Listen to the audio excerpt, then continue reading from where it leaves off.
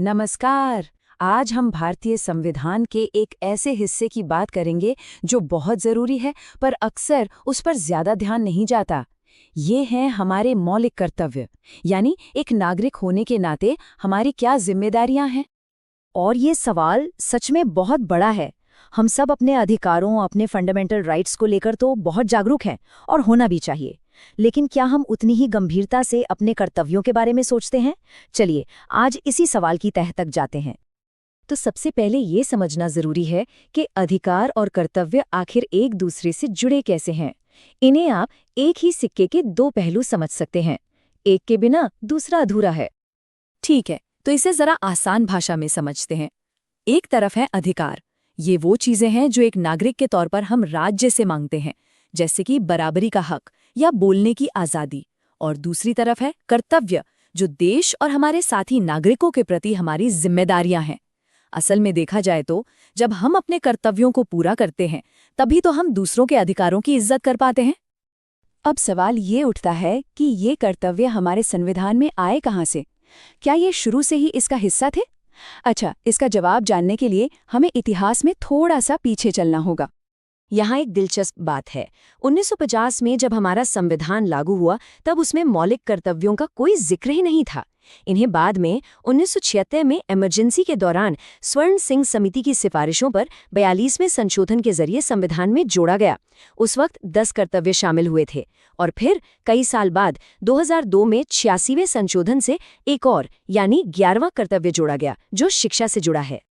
पर अगर आप संविधान में इन्हें ढूंढना चाहें तो ये आपको मिलेंगे पार्ट 4A के तहत आर्टिकल 51A में। यहीं पर हमारे सभी 11 मौलिक कर्तव्यों की पूरी लिस्ट दी गई है।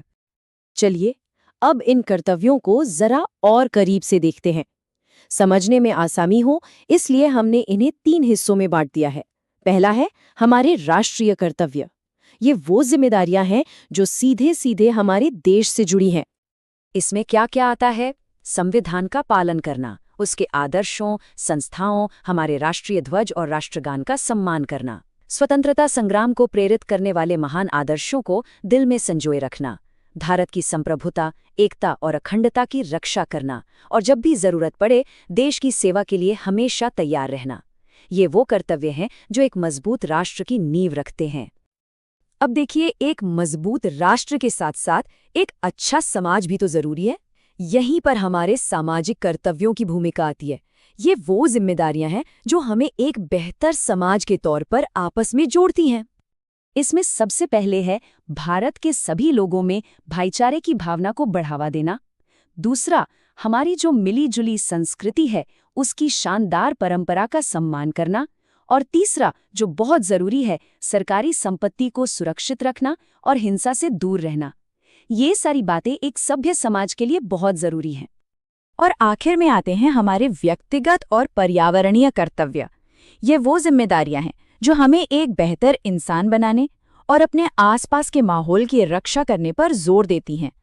इस लिस्ट में है हमारे प्राकृतिक पर्यावरण, जैसे कि जंगल, झीलें, नदियां और वन्य जीवन की रक्षा करना, वैज्ञानिक सोच और मानवतावाद को बढ़ावा देना, और व्यक्तिगत और सामूहिक हर क्षेत्र में खुद को बेहतर बनाने की कोशिश करते रहना, ताकि देश भी नई ऊंचाइयों को छू सके। और हाँ, वो 11वां कर्तव्य जो बाद में जोड़ा गया, हर माता पिता की जिम्मेदारी कि वो 6 से 14 साल के अपने बच्चों को स्कूल जरूर भेजें। तो हमने सभी 11 कर्तव्यों को एक एक करके देख लिया, लेकिन अब सबसे बड़ा सवाल ये है कि आखिर ये इतने जरूरी क्यों हैं? इनका असली मतलब क्या है?